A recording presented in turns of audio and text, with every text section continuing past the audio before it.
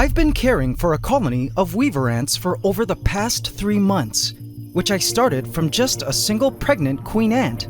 3 months ago, I filmed and watched her lay her first batch of eggs, which she raised into larvae, feeding them from her own liquefied muscle tissues until they pupated and emerged into fully fledged weaver ant workers. We finally moved them into a lush rainforest terrarium with lots of leaves for them to create their iconic leaf basket nests. I was totally elated because this species was known to be difficult to raise in captivity, and I had thought we were well on the road to successfully rearing a fully mature weaver ant colony. However, I had to travel to the US for a couple of weeks, and a caretaker who usually ant sits my ant colonies whenever I'm away continued to give our weaver ant colony the love and care they needed to continue on their trajectory of colony growth. But something happened.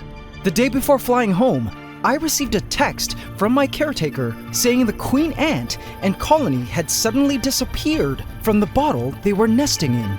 I was actually excited about this news because in my mind, it meant that the weaver ants had finally moved out of their founding bottle and into the trees where they had created a leaf nest. I couldn't wait to see it. But when I returned home, what I had found was something totally not what I expected at all. Please subscribe to my channel and hit the bell icon. Welcome to the AC fam. Enjoy. Guys, you won't believe all the things that happened this week. It's been long and stressful, and the news I'm about to share with you is both good and bad, with a surprise twist ending. For those of you who've been closely following the journey of our weaver ant colony, we've named the Jade Empire. You guys know how much these weaver ants mean to me. I'll be needing your help making a very important and ultimate decision, so stay tuned for all that coming up. So let's start from the beginning, guys.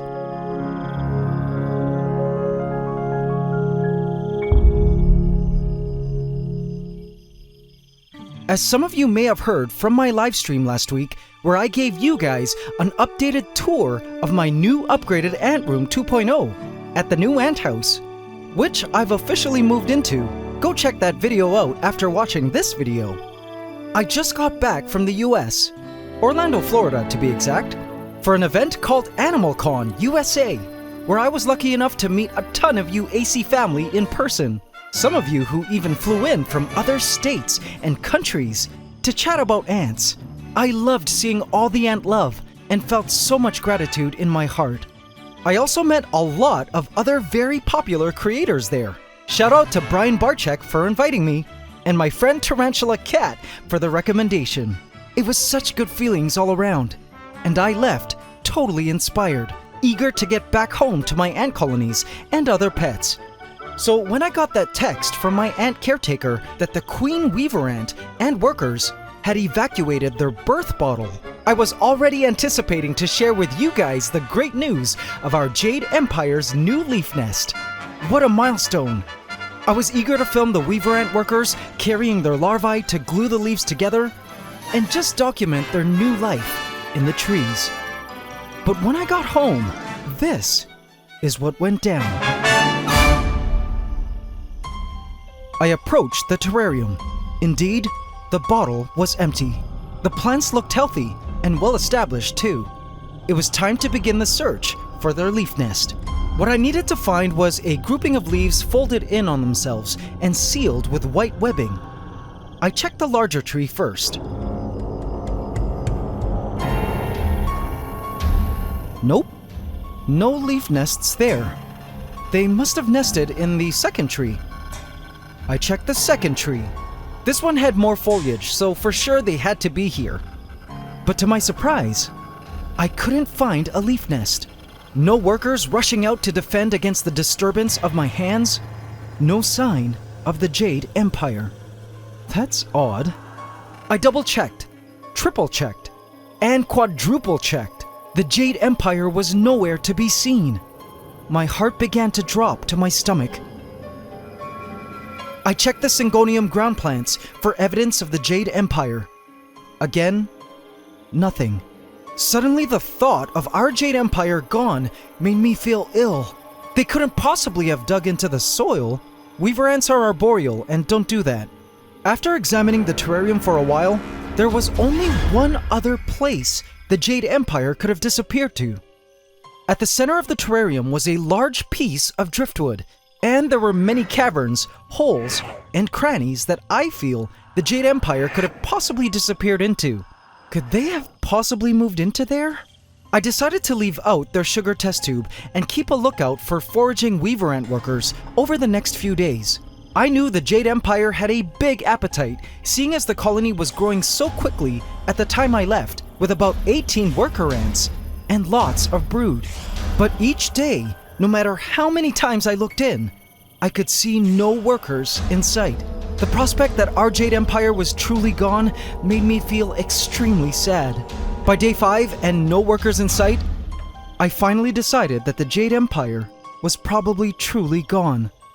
But how did this happen? The worst case scenario that I could think of was that while I was away, a colony of wild pharaoh ants broke into their setup, perhaps attracted to the smell of crushed roaches, which I've been feeding them, and possibly wiped out the Jade Empire in the process.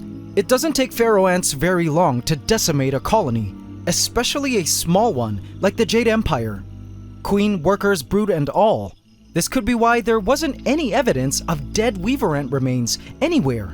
Pharaoh ants have destroyed colonies of mine before, and indeed I do see them around the ant house. Or perhaps the ants truly had died out for some unknown reason in the 2 weeks that I was away, and were somewhere decayed in the soil, eaten up by soil creatures? I don't know. But guys, I'm so sorry, AC family, to be the bearer of sad news. I believe the Jade Empire has died, and I felt like such a failure. I know most people find it weird that someone might cry over insects like ants, but I cried. I was really counting on them to be a dream weaver ant colony at our new ant house. But guys, as sad as all of this is, the story didn't end here. What I spotted the next day was almost like an answer from the ant universe to my weaver ant woes.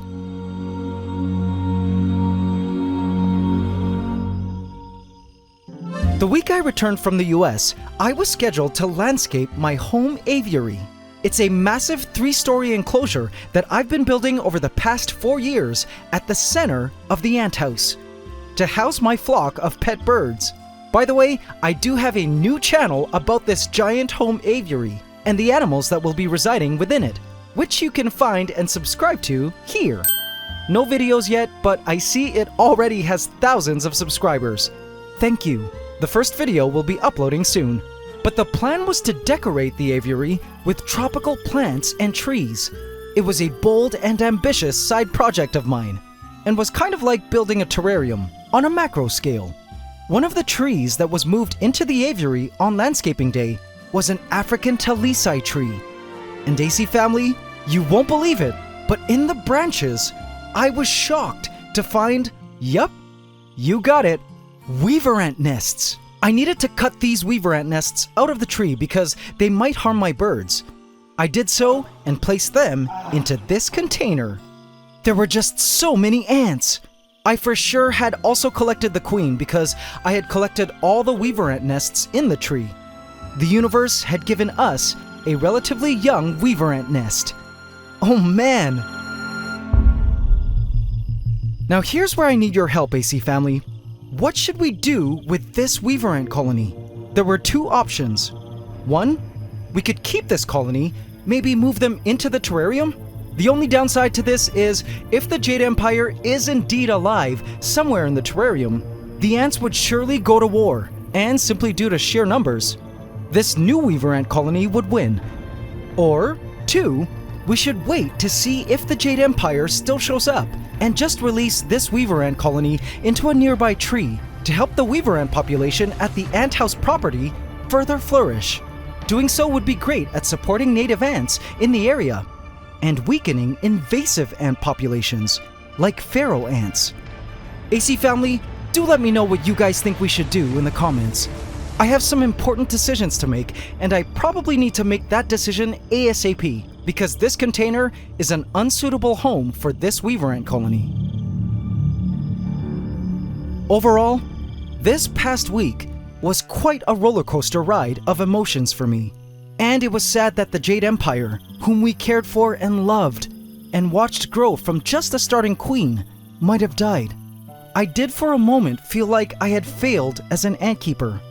But after thinking about it for a while, I realized that things like this are all part of the ant keeping hobby.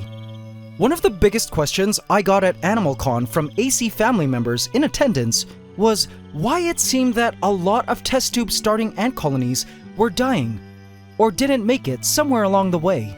And it made me realize that this channel, with all of our various successful ant colonies we've had in the past, might make it seem like ant keeping is so easy. I never thought to realize that for newcomers to the ant keeping hobby, who might have been introduced to ant keeping through my videos, might be under the impression that ant keeping success rate is high. It's a fast and easy process most of the time, and rearing a massive ant colony is like growing a puppy into an adult dog. But in reality, this couldn't be further from the truth. Oftentimes, ant keeping is not easy. I've had many failures on this channel, lost colonies, and failed queens.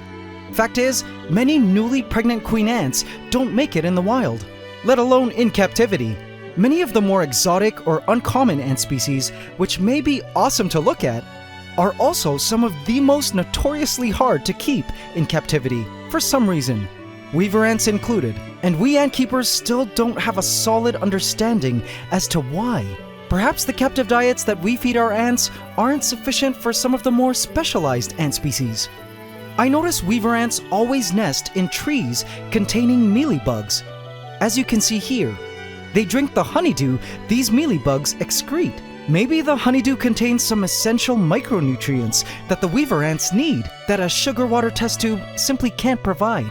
Perhaps feeding gut-loaded roaches isn't enough to sustain a growing weaver ant colony, and they need the nutrients acquired from eating a wide variety of insects, which they can only get in the wild.